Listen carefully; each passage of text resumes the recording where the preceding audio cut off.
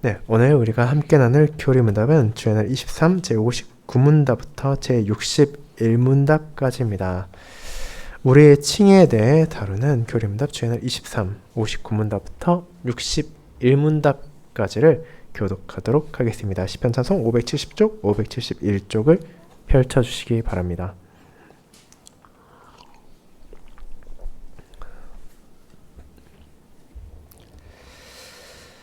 하이데벨 교리문답 주애널 23 제59문.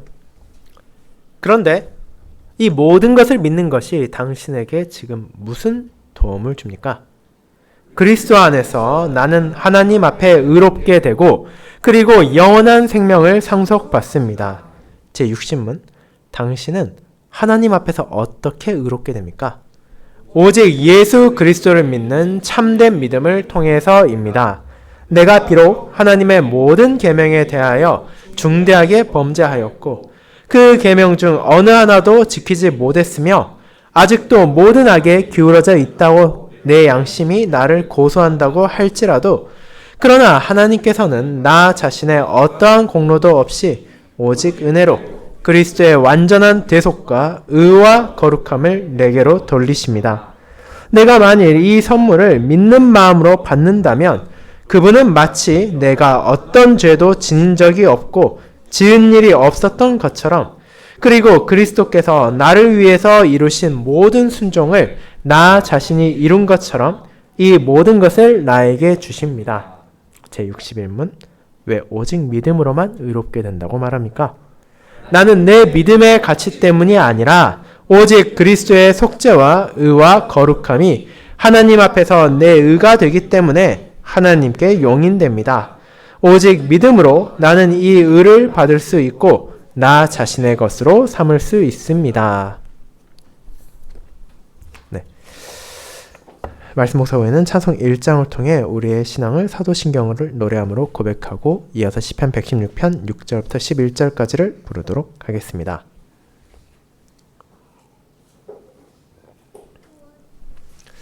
사랑하는 주 예수 그리스도 안에 있는 형제 자매님들, 우리는 종종 법정에서 재판을 받는 사람들을 뉴스나 신문에서 보게 됩니다. 그런데 그렇게 법정에선 피고에게 가장 중요한 것은 무엇입니까? 그것은 그가 얼마나 진심으로 잘못을 뉘우치고 있느냐가 아닙니다. 앞으로 내가 다시는 죄를 짓지 않겠다는 결심도 아닙니다. 그가 과거에 얼마나 착하게 살았고 혹은 얼마나 훌륭한 사람이었는지도 아닙니다. 그것들이 양형에 있어 약간의 영향을 줄 수 있을지언정 결국 중요한 것은 그 사건에 대해 그가 죄를 지었는지 혹은 죄를 짓지 않았는지이며 그에 따라 판사가 무엇을 선고하냐입니다. 이제 우리는 한 사람을 떠올려 볼 수 있습니다. 안타깝게도 그는 죄를 지은 사람입니다. 그는 자기 자신이 유죄라는 것을 알고 있으며 그에 대한 증거도 넘쳐나고 변명의 여지도 없는 상태입니다. 그 역시도 그 사실을 알고 있기에 차마 내가 죄가 없다는 말을 할 수 없습니다. 그는 비참한 마음으로 판사가 유죄를 선고하기를 기다릴 수밖에 없습니다. 그런데 판사가 놀랍게도 그 사람이 의롭다고 선언합니다. 이 선언은 피고가 실제로 죄가 없었기 때문이 아닙니다. 그의 태도가 감동적이어서도 아니고 회개가 진실해서도 아닙니다. 그 이유는 단 하나, 다른 이가 그를 대신해서 그 죄에 대한 모든 값을 온전히 충족시켰기 때문입니다. 그 결과로 피고인의 상태는 여전히 동일하다 하더라도 그의 신분이 바뀌게 되었습니다. 그는 더 이상 형벌을 기다리는 죄인이 아니라 의롭다함을 선언받고 자유를 누리게 되는 사람이 되는 것입니다. 그리고 이것이 오늘부터 우리가 살필 교리문답이 다루고 있는 내용입니다. 실제 법정에서는 사실 일어날 수가 없는 그런 일이 우리에게 일어났고 우리가 하나님 앞에서 어떤 존재로 선언되었으며 그것이 어떻게 가능한지를 교리문답은 두 주에 걸쳐 살펴보며 그를 통해 우리에게 주어진 의로움의 의미를 바르게 기억하고 그 의로움이 오직 그리스도의 은혜로만 우리에게 주어졌다는 것을 잊지 않으며 참된 믿음으로 그의 감사라고 선언하는 것입니다. 저는 그와 같은 우리의 칭의에 대해 다루는 교리문답 주애널 23을 하나님 앞에서의 우리의 죄와 의로움이라는 제목으로 나누고자 합니다. 그리고 교리문답의 흐름에 따라 그 내용을 세 부분으로 나눠서 살펴보며 하나님의 말씀에 전해진 우리의 칭의의 복음을 마음에 새기고자 합니다. 이를 첫 번째, 하나님 앞에서 감출 수 없는 우리의 죄. 두 번째, 그리스도께서 받아들이신 우리의 죄의 대가. 세 번째, 우리에게 주어진 그리스도의 의로움이라는 대지로 나누어 보도록 하겠습니다. 먼저 첫 번째, 하나님 앞에서 감출 수 없는 우리의 죄에 대해 알아보겠습니다. 형제자매 여러분, 지난주에 우리는 주의 날 22일을 통해 사도신경을 정리하며 하나님의 말씀에서 전해진 놀라운 약속을 함께 고백했습니다. 그것은 우리를 기다리는 것이 영원한 생명과 복락이라는 복음이었습니다. 거듭나지 않은 세상의 불신자들은 이 세상의 삶이 모든 것이라 생각하고 이 땅에서의 삶이 끝나면 결국 그 이상의 생명도 소망도 존재하지 않는다고 얘기합니다. 그러나 신자는 그와 같은 생각이 잘못되었음을 알고 있습니다. 우리는 믿음을 통해 진리를 깨닫게 되었기 때문입니다. 우리의 바람은 이 땅에서 영원히 잘 먹고 잘 사는 것이 아니라 우리에게 약속된 영원한 생명의 기쁨을 하늘 아버지의 나라에서 누리는 것입니다. 그리고 그날은 정말로 우리에게 영광스러운 날이 될 것입니다. 그리스도의 능력으로 일으킴을 받은 우리의 육체와 영혼이 하나가 되어 그리스도의 영화로운 몸과 같이 되어 그것을 한정된 시간 살아가는 것도 아니라 영원히 그 영광을 누리게 될 것이기 때문입니다. 그런 우리가 누릴 복락이 진정 경이로울 것임을 하나님께서 약속하셨습니다. 교리음담은 그 복락에 대해 이렇게까지 고백합니다. 이 생애 이후에도 눈으로 보지 못하고 귀로 들을 수 없고 사람의 마음으로도 생각하지 못했던 완전한 복이 바로 그것이라고 말입니다. 그리고 그 복은 하나님을 영원히 찬양하는 복이었습니다. 이 땅에서 우리의 부족과 우리의 연약함으로 인해 온전히 하나님께 감사하지 못하고 하나님께 찬양할 수도 없던 우리가 하나님의 은혜를 바르게 고백하며 그분과의 교통 안에서 그분께 합당한 찬양을 영원히 할 수 있다는 것이야말로 바로 저와 여러분의 약속되었고 우리 모두가 바라는 영원한 복 그리고 우리가 누릴 영원한 생명 가운데 주어질 은혜입니다. 그와 같은 고백으로 사도신경을 마친 후 우리는 새로운 주제, 우리의 칭의를 향해 나아가게 됩니다.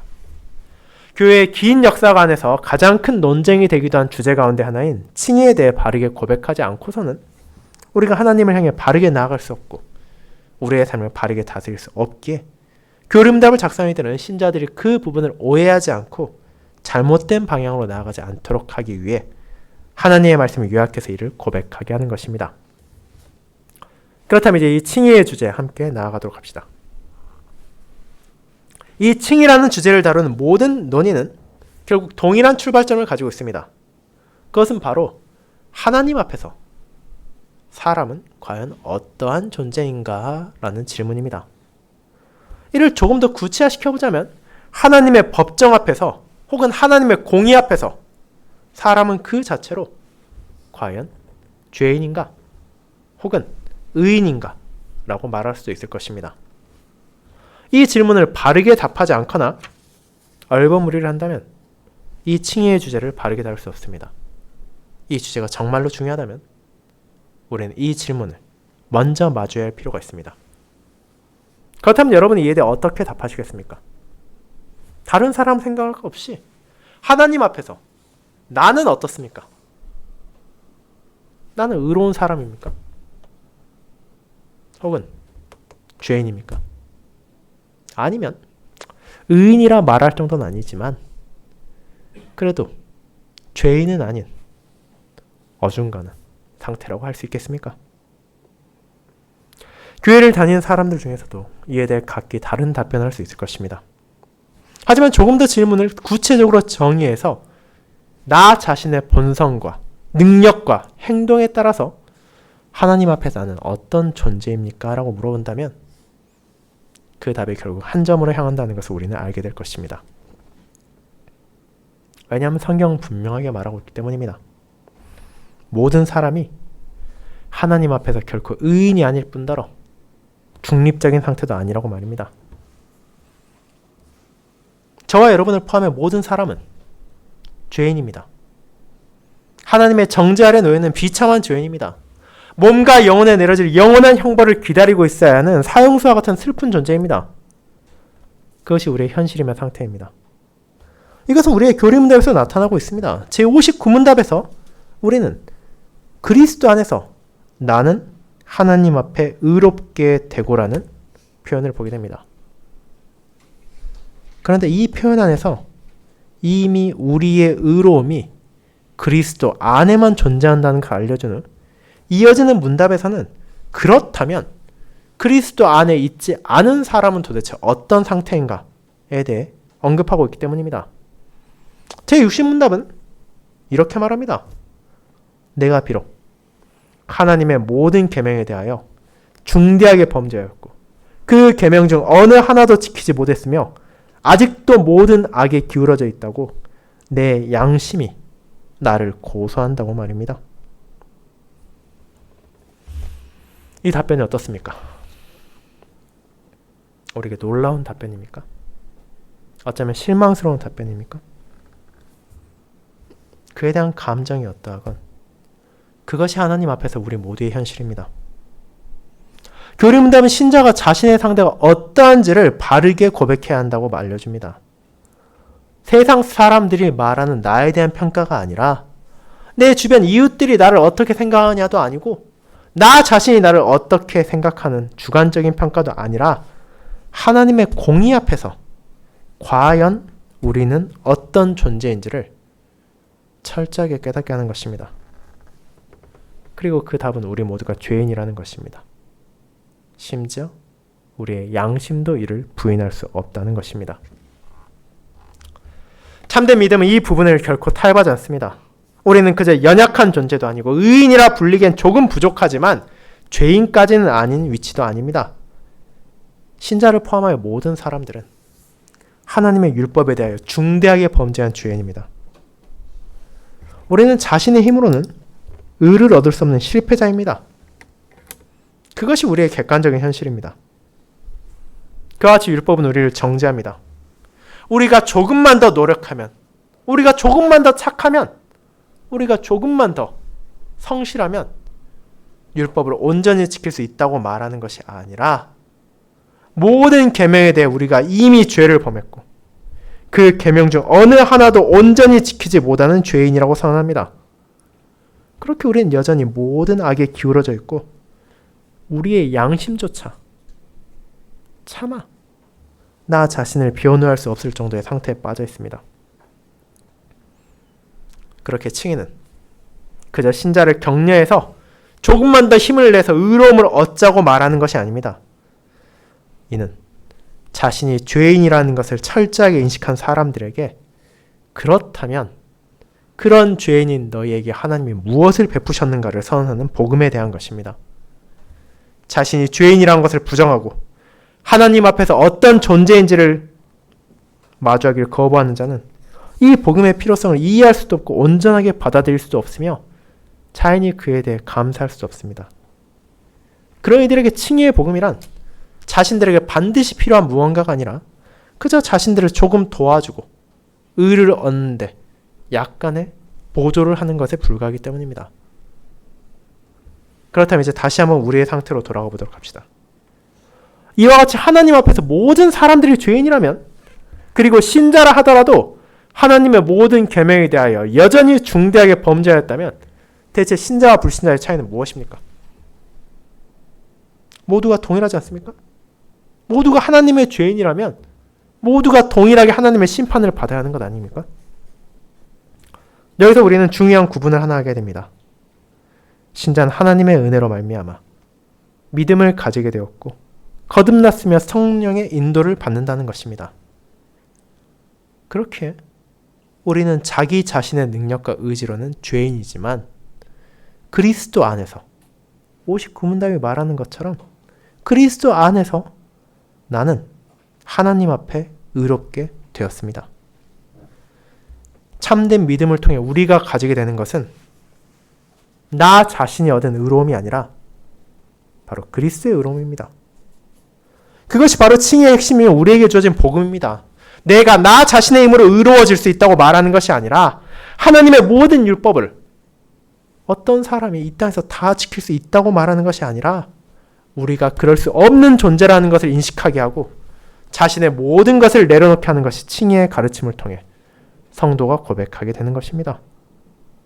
그렇게 자기 자신이 아니라 이 세상의 무언가가 아니라 나에게 주어지는 그리스도의 의로움을 붙들게 하는 것이 이 칭의의 복음인 것입니다. 사랑하는 성도 여러분, 물론 이와 같은 칭의의 가르침의 시작을 거부한 이들이 결코 적지 않습니다. 사람이 그렇게까지는 죄인이 아니라는 주장, 스스로의 힘으로도 구원과 의로움에 기여할 수 있다는 생각은 멀리는 구약시대의 일부 유대인들로부터 시작해서 신약시대의 바리새인들에게도 이어졌고 그의 역사 가운데서도 펠라기우스를 비롯한 수많은 이단들의 주된 주장 가운데 하나였습니다. 그들은 사람의 가능성을 말합니다. 사람이 여전히 그렇게 비참하진 않다고, 선을 행할 능력이 조금은 남아있다고, 그 결과 온전하진 않더라도 우리가 조금이라도 구원에 기여할 수 있다고 선언합니다. 그 모든 건 사람의 능력을 인정하는 것이며 자기의 힘으로 구원받을 수 있다고, 최소한 그 구원에 조금이라도 기여를 할 수 있다고 말하는 것입니다. 그렇게 이는 많은 사람들에게 좋게 여겨졌고 적지 않은 사람들이 여전히 그런 주장에 따라 자기 의를 얻기 위해 노력하고 있습니다. 하지만 하느님의 말씀은 전혀 다른 것을 말합니다. 성경은 우리가 감출 수 없는 죄인이라는 사실을 분명하게 선언합니다. 내가 선에 있어서 철저하게 무력하다는 것을 고백하게 합니다. 내 양심조차 나를 변호할 수 없다고 선포합니다. 그리고 하나님 앞에서 죄인인 상태로는 어떤 소망도 존재하지 않는다는 것을 깨닫게 합니다.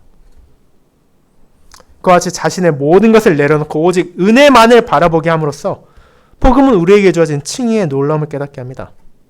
자기 자신이 죄인이라는 것을 인정하고 자신이 의롭지 않으며 의를 얻을 수 없다는 것을 고백하고 그런 자신의 상태로는 하나님의 공의로운 심판을 기다릴 수밖에 없다는 것을 알게 된 이들에게, 그런데 원래 너에게 임해져야 했어 그 심판이 제거되었다는 것을,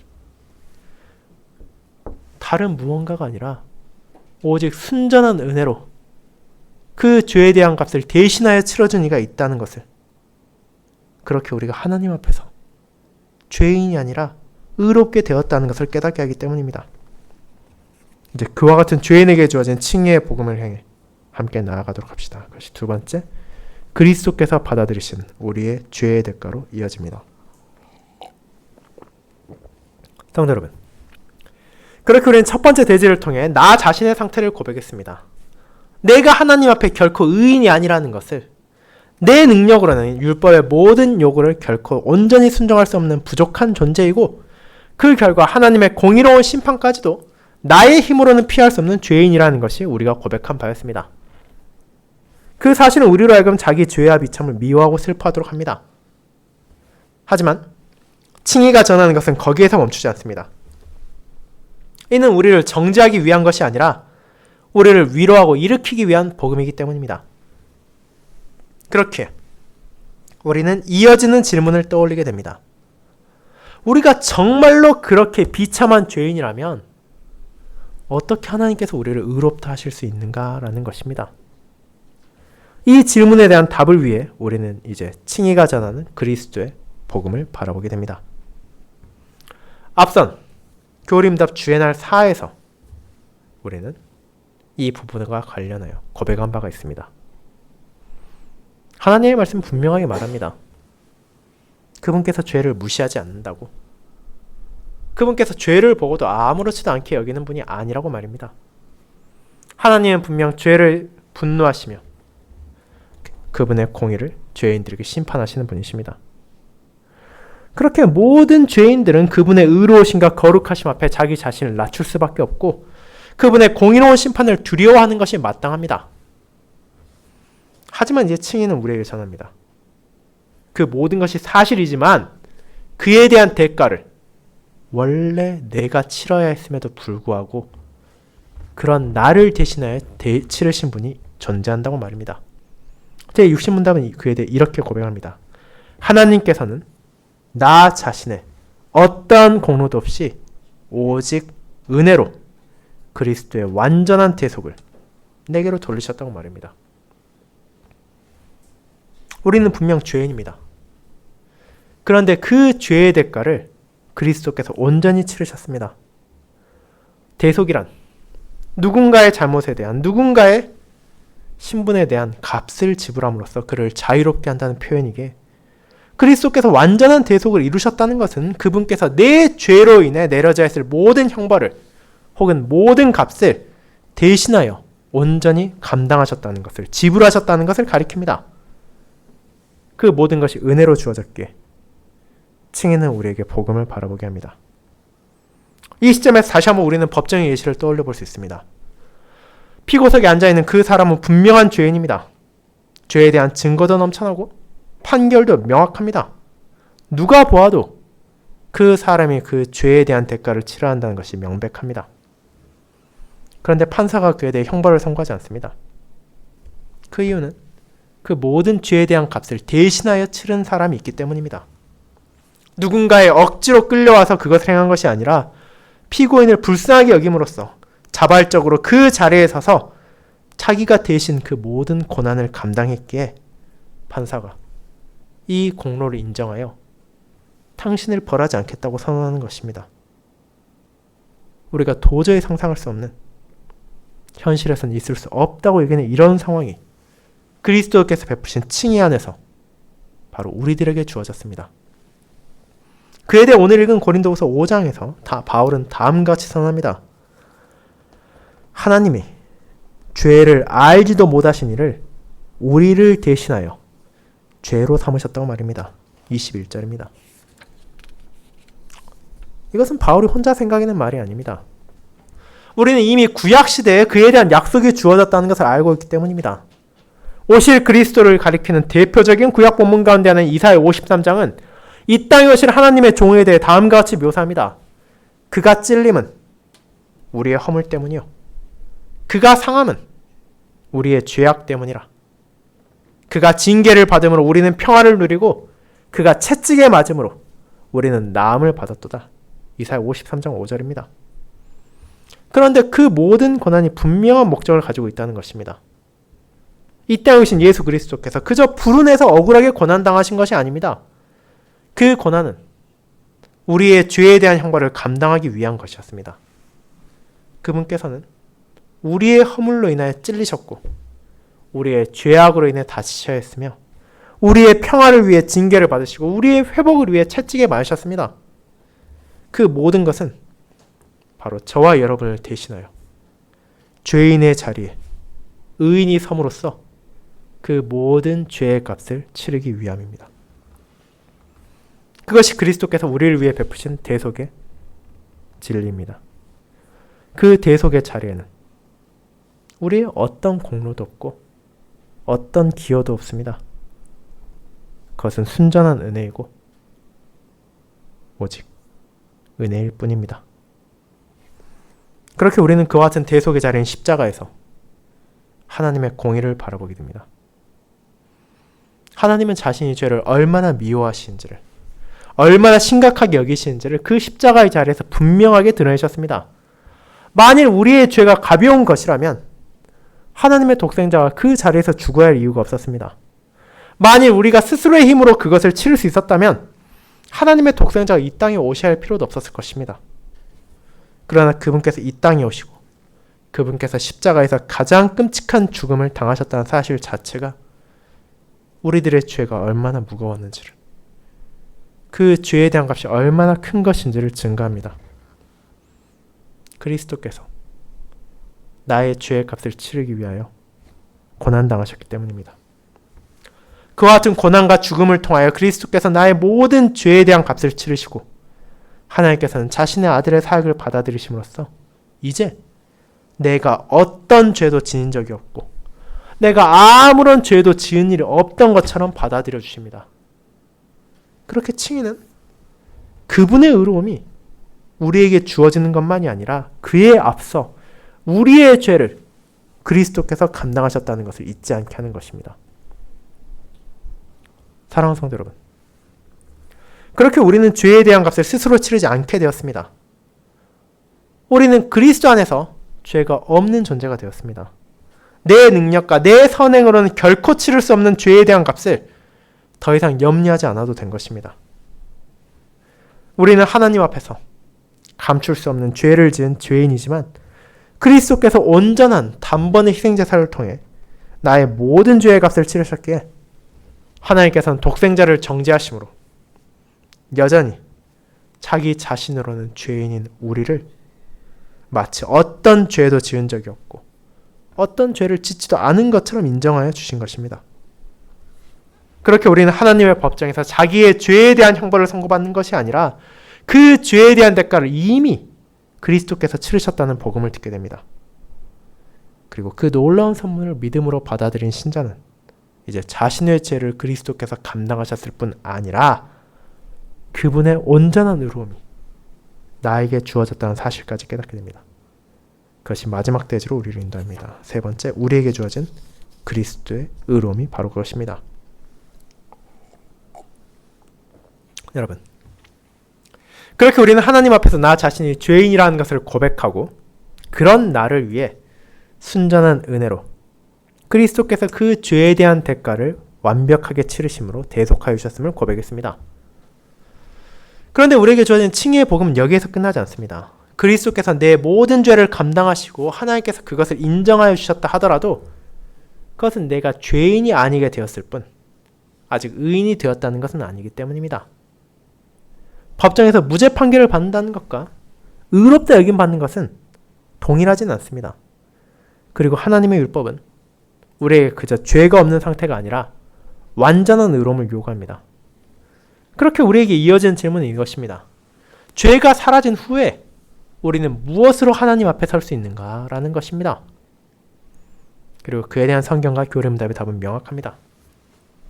그리스도께서 우리의 죄에 대한 값을 치르셨을 뿐 아니라 우리에게 그분의 의로움까지 주셨다는 것입니다. 그것이 교리적 표현으로는 전가라고 부르는 우리에게 주어진 그분의 의로움입니다. 교리문답은 이에 대해 다음과 같이 고백합니다. 그리스도께서 나를 위해 이루신 모든 순종을 나 자신이 이룬 것처럼 이 모든 것을 나에게 주신다고 말입니다.